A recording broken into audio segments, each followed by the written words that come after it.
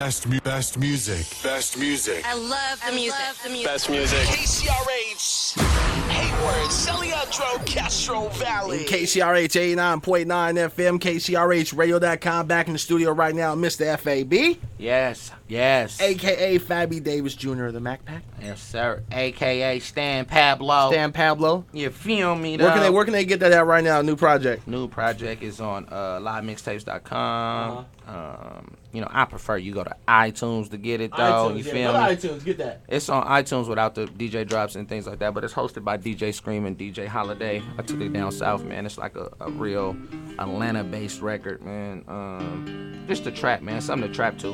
Mm-hmm. But anybody that know me, man, know just like with music, I'm always all over the board. Like there's no particular style with me. It's just, and it's crazy that you play the Dre because I learned that from Dre. Like I would be in the studio with Mac Dre and I would watch on one song he go from talking about whatever he wanted to talk about on one song, and then the next song would just be something just totally different. And it was just always just about reinventing yourself and never getting caught in a style, what people like to call style. So just do whatever you want to do. So with my music, I'm always just doing different stuff. Yeah. Unfortunately, nowadays we live in a day where cats like, oh, he trying to sound like this or he's trying to sound like no, he's just doing music. Yeah. You know what I'm saying? Like who cares? You don't have to have a certain sound. If you can do it all. So this mixtape is just basically showcasing what is quote, just something to trap to, man. It's trap music. Yeah. Welcome to the dope era, baby. Like I followed your music for a long time, you know that. Like I love the hyphy days. Like you done hyphy music, then Yes, you did sir. the I Find My Backpack series. You did the freestyle mixtapes that you put out. Yeah. Now like you have switched up a lot, and it's surprising because there's not too many artists, you feel me, that can be that diverse within their music and change it up like that. Man, you gotta think, man. I'm 14 years, man. I'm still here. You know what I'm saying? I just realized like, damn, Son of a Pimp is about to be the 10th year anniversary. Like, that's crazy. It's been 10 years since that? Wow, 10 years, 2005. Can we get a date on part 2? Who knows? Come on. Who knows? But just know that part 2 is possibly the greatest music that I've ever done. Like, I wouldn't mind retiring after I did part 2. Like, if it ever sees the light of day, like if it ever comes out, it's really like great. Like no BS. And the reason why it's great, maybe I'm being biased, but to me, the reason why it's great is because I was able to paint a picture through perseverance, networking, relationships, everything that doesn't include a budget. You know what I'm saying? I put together $1 million project with no budget. And what I mean by that is if you tally up the features like the Kendrick Lamar's and 2 Chainz and Lupe Fiasco and B.O.B. and Tech Nine and whoever else I have on this album, the production from Jake One, The Business, Justice League. Like if you just tally up everything and you be like, yo, how much did this album cost to create? And I was able to do it without paying a single dollar, man. So that's dope. To me, that was just insane, man. And it took years, and it's taking some years to formulate and cultivate. But Rome wasn't built in a day, and it's one of the most talked about civilizations in history's time. So it will be, it will be one of those projects that if it ever sees the light of the day, man, people will. I'm not even afraid that people won't appreciate it because I felt like people didn't appreciate Son of a Pimp. And years later, it's folks that go back to that album like, yo, I didn't know Kanye West did a beat on there. Like, that's crazy. I just read the credits. Yeah. Like, it's stuff like that. Where people come back to you 6-7 years later like, dude, you did a song with Kanye 10 years ago? Like, that's crazy.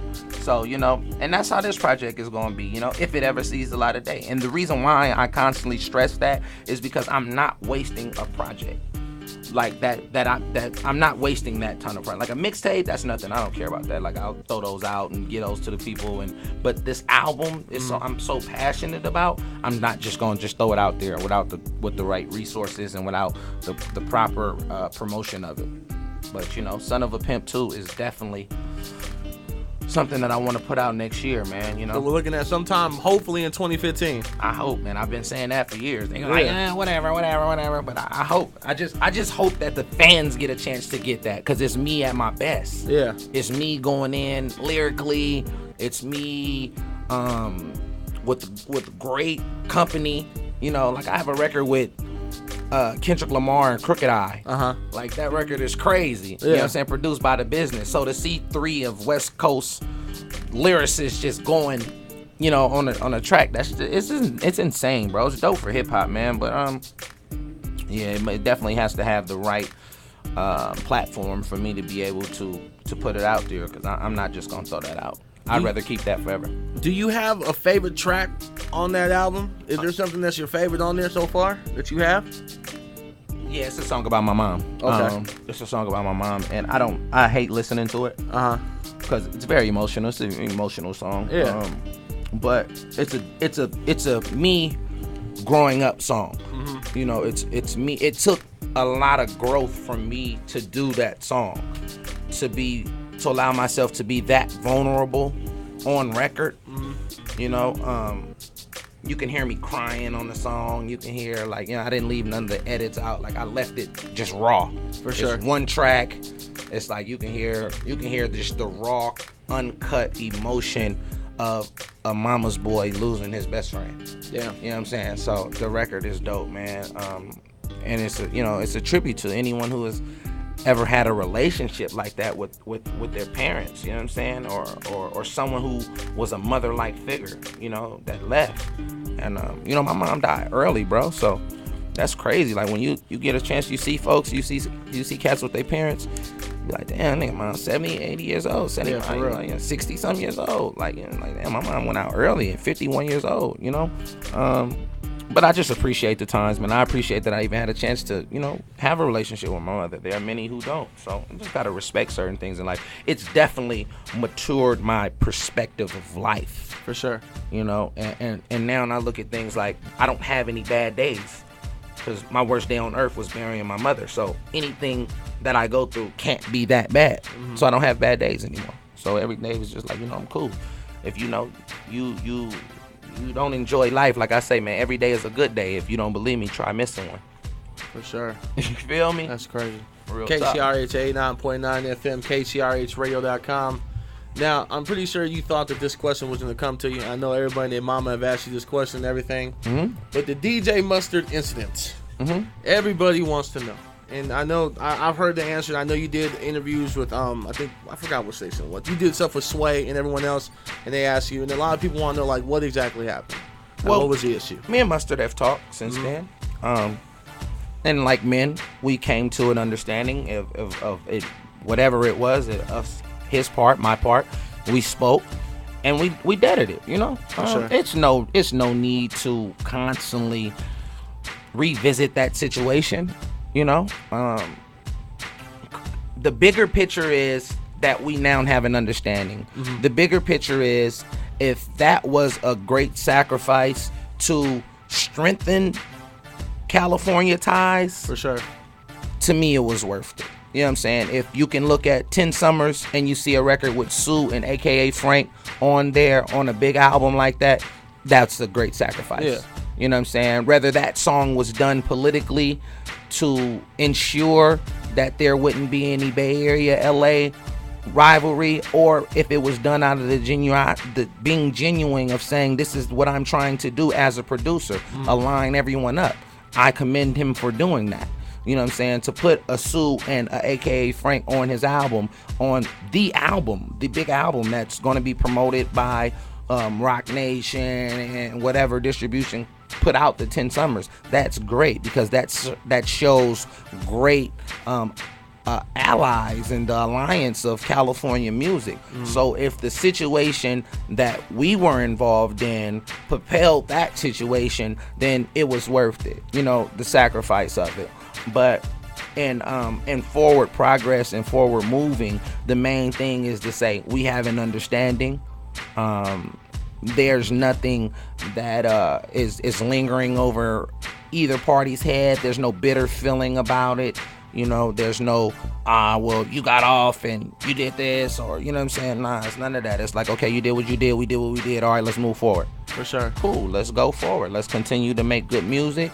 Let's continue to you know, in my field and my spectrum of creativity, let me continue to write records that score big on the charts. Real big on the charts. You know, Headband, B.O.B., Platinum, Loyal, Platinum.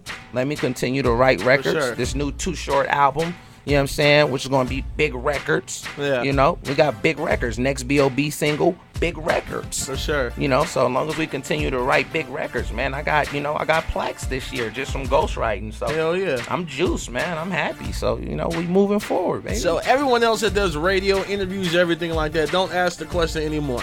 That's it. Final. Right, We don't need to ask no more questions. People want to know, you know, they want to know about it, but it's up to artists, you know, and this is a PSA to all artists out there. Understand the volume of your microphone is far greater than just the company that you're spewing your message to at that time. And what I mean by that is, yeah, it's 6 people in this room, 7 people in this room.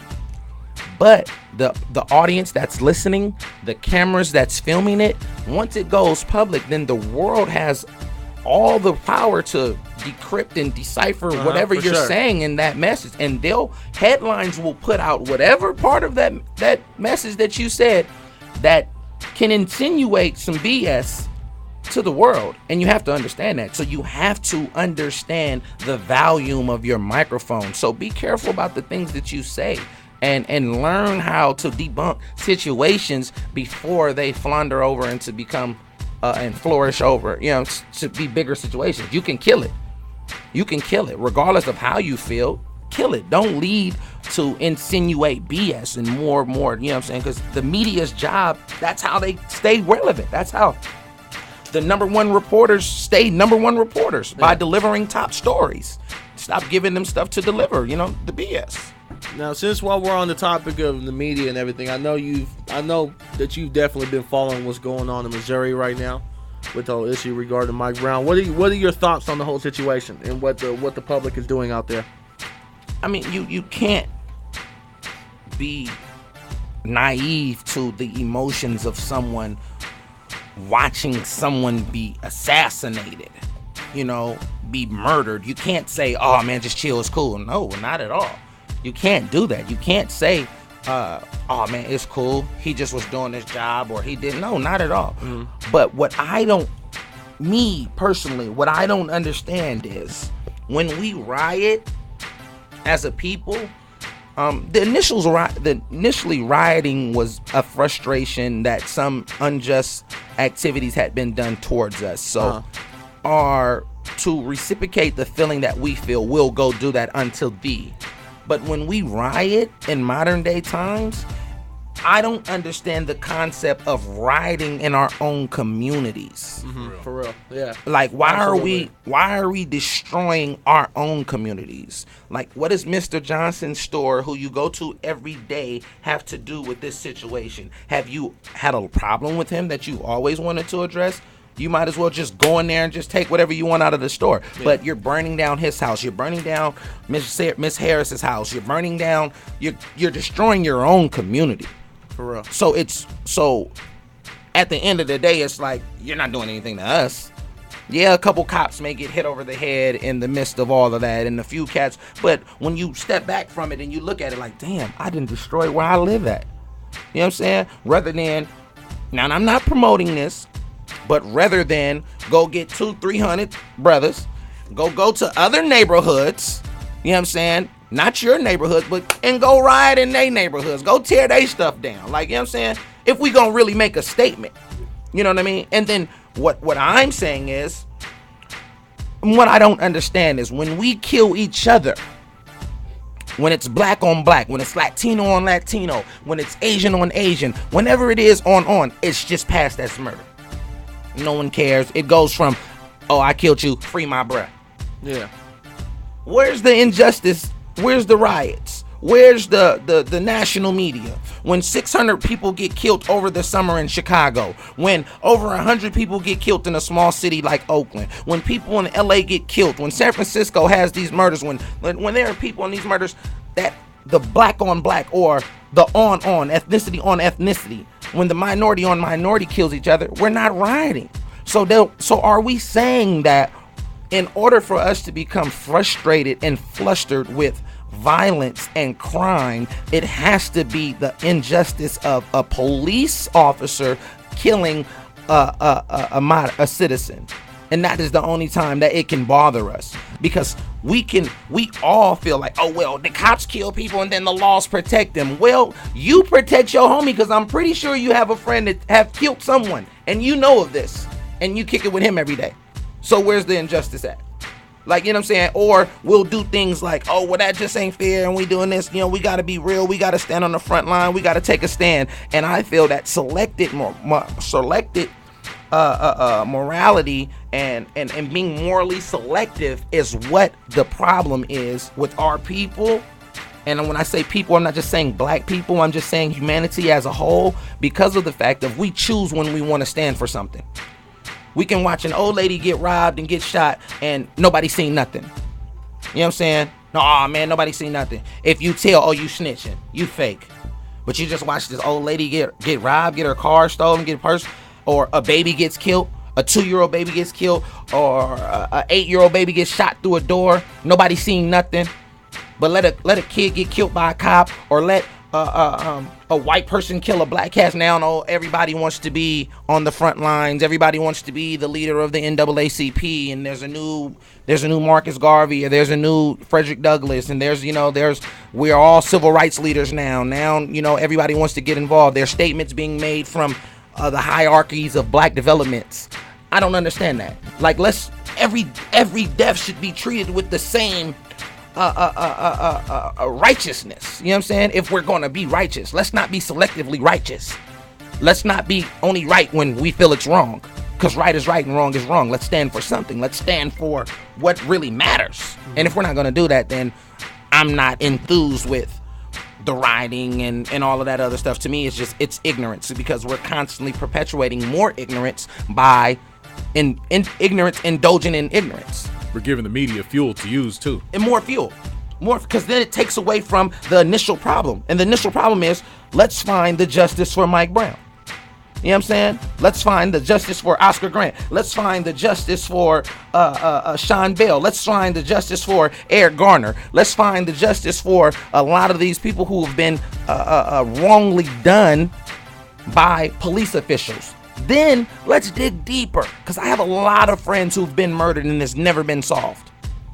You know what I'm saying? I have a lot of friends in jail who are actually innocent but are guilty by association, or incriminated due to their affiliation. So let's really attack points. Let's just not attack purposes. Let's attack points, our points of interest. Because if not, bro, like I said earlier, activism without action is acting.